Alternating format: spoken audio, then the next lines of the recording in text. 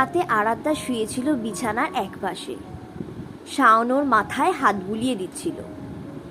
মাথায় হাত বোলাতে বোলাতে বলল, বাবা যখন বোনকে নিয়ে বাড়ি যায় তখন কষ্ট হচ্ছিল তোমার, তাই না? আরাধ্যা শাওনের হাতটা নিয়ে একটা চুমু খেয়ে বলল, না না, কষ্ট হবে কেন, একটুও না। বুবুনটাকে আগে বলিনি জানো যে এখানে থাকবো, তাই ওর মুখটা দেখে একটু মায়া হচ্ছিল।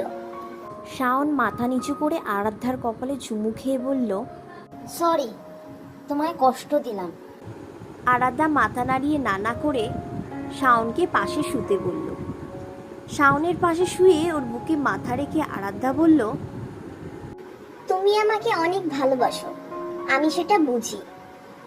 তুমি হয়তো ভাবো আমি তোমাকে ভালোবাসি না, তবে এটা সত্যি নয়। আমিও তোমাকে ভালোবাসি, খুব ভালোবাসি। তবে এই সম্পর্কে কোনো পরিণতি আছে বলে আমার মনে হয় না। ভয় করে ভীষণ, তোমার অনেক কাছে গিয়েও যদি তোমাকে হারিয়ে ফেলি। শাওন শক্ত করে জড়িয়ে ধরল আরাধ্যাকে।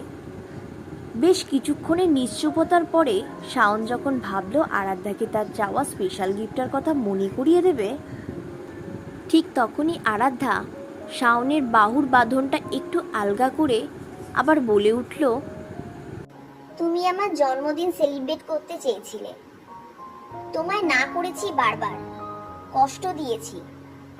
কিন্তু জানো শাওন, আমার মাকে না আমি আমার জন্মদিনের দিনই মেরে ফেলেছি। শাওন শুধু ভ্রু কুঁচকাল। আরাধ্যা আবার বলতে থাকলো, তখন আমার ক্লাস 6, আমার জন্মদিন সেলিব্রেট করা হচ্ছে সেদিন। মার মাস 5 আগে গল ব্লাডার স্টোনের অপারেশন হয়েছিল। খাওয়ায় একটু 19-20 হলেই আমার প্রচন্ড অ্যাসিড হয়ে যেত। আমার কাছে মা সন্ধ্যার দিকে গ্যাসের ওষুধ চায়। যথারীতি আমি বন্ধুদের সাথে মেতেছিলাম, তাই দিতে ভুলে যাই। পরে সবাই চলে গেলে মা যখন আবার চাইলো, তখন রাত 10টা। মা গ্যাসে একদম ঘিমে যাচ্ছে। দৌড়ে গিয়ে দেখি ওষুধের কৌটে গ্যাসের ওষুধ নেই। আমি আমার স্কুল ব্যাগ থেকে ওষুধটা বের করে মাকে খাইয়ে দিই। মার শরীর অল্প ঠিক হয়। তারপর যখন রাতে আমি ঘুমিয়েছিলাম, কি মনে করতেই লাফ দিয়ে উঠে পড়ি। ওষুধটা বের করে দেখি 5 মাস আগেই এক্সপায়ার হয়ে গেছে। ওষুধটা প্রায় 1 বছর ধরেই আমার ব্যাগে ছিল। তারপর যখন ভাবছিলাম ওষুধটা তো মা নিজেই খেতে পারতো, আমার কাছে কেন চাইছিল। তারপর মনে পড়লো পরশু রাতে ওষুধের পাতাটা আমি নিয়ে এসেছিলাম এবং আমার পড়ার টেবিলের ড্রয়ারে রেখে দিয়েছিলাম। তারপর আমি কাউকে কিছু বলিনি। সকালবেলায় উঠে দেখি মায়ের গায়ে কেমন ছোট ছোট গোটার মতো উঠেছে। বিকেলের দিকে সেগুলোতে জ্বালা শুরু হলো। বাবা ডাক্তারের কাছে নিয়ে গেল মাকে। ডাক্তার কিছু ওষুধ লিখে দিল। সাময়িকভাবে সব ঠিক ছিল, কিন্তু কয়েক সপ্তাহ পর থেকেই মার বিভিন্ন জিনিসের অ্যালার্জি শুরু হলো। পেটের কাটার জায়গাটা লাল হয়ে থাকতো। অনেক ডাক্তার দেখানো হলো, অনেক কিছু করানো হলো, কিন্তু লাভের লাভ কিছু হলো না। কিছুদিনের জন্য ঠিক হয়, আবার যেই কে সেই। আস্তে আস্তে মার নিঃশ্বাস নিতে কষ্ট শুরু হলো। আমি সারাদিন কাঁদতাম আর ভগবানকে বলতাম যেন মাকে এত কষ্ট না দেয়, আমার ভুলের সাজা যেন আমাকেই দেয়। তাই মাকে নিজের কাছে নিয়ে সেই সাজা তিনি শেষমেশ আমাকেই দিলেন। মাকে বাইরে নিয়ে গেছিল বাবা, কিন্তু লাভ হয়নি তেমন কিছু। আরাধ্যা থামল। খানিকের জন্য খুব অস্বস্তিকর চোখ ঘরটা জুড়ে আছে। আরাধ্যার চোখের কোণ দিয়ে জল গড়িয়ে পড়ছে বালিশে। আরাধ্যা নাক টেনে আবার বলে উঠল, আমার জন্মদিন আর কোনোদিনও সেলিব্রেট করবো না শাওন, কোনোদিনও না।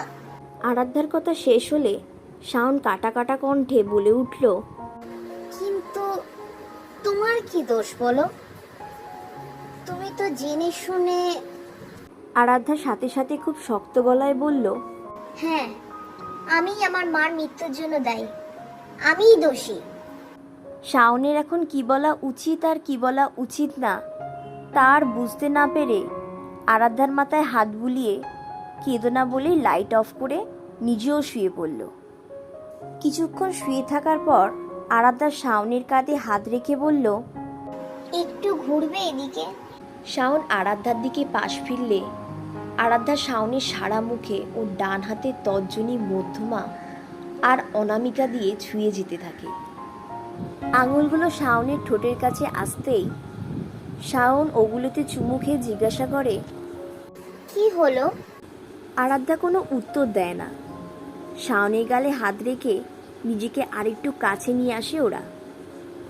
আস্তে আস্তে শাওনের বালিশে আরাধ্যা নিজের মাথাটা এগিয়ে নিয়ে আসে। শাওন নিজের চারপাশ থেকে তখন আরাধ্যার গন্ধ প্রাণ ভরে নিতে থাকে। আরাধ্যা অনেকক্ষণ ধরে প্রায় এক চুল দূরত্ব থেকে শাওনের মুখটা হাঁ করে দেখতে থাকে। তারপর শাওনের ঠোঁটের ওপরে আস্তে করে একটা চুমু খায়, আর তারপর শাওনের নিচের ঠোঁটে নিজের ঠোঁটটা ছুঁয়ে খুব আস্তে করে বলে, আই লাভ ইউ। শাওনের নিঃশ্বাস খুব জোরে জোরে পড়তে শুরু হলো। আরাধ্যা শাওনের কাছ থেকে সরে নিজের বালিশের দিকে যেতে শুরু করেছে। শাওন প্রায় এক লাফে আরাধ্যার কাছে গিয়ে আরাধ্যার নিচের ঠোঁটটা নিজের মুখে পুড়ে নিল, যেন দুর্ভিক্ষের সময় কোনো মানুষ এক মুঠো ভাত পেয়েছে। ধীরে ধীরে আরাধ্যার ঠোঁট আর শরীরও সাড়া দিতে শুরু করলো। আরাধ্যা জড়িয়ে ধরল শাওনকে। বেশ কয়েক মিনিট পর যখন দুজনের মনের কোণায় একটু আধটু ভালোবাসার মানুষের ঠোঁটের স্বাদ পৌঁছেছে, শাওন আরাধ্যার গলায় একটা চুমু খেয়ে মাথা গুজল আরাধ্যার বুকে, বলে উঠল, I love you the most. বাইরে রাত তখন অনেক গভীর হতে শুরু করেছে, আর ওদের মাঝে রসায়ন তার থেকেও বেশি।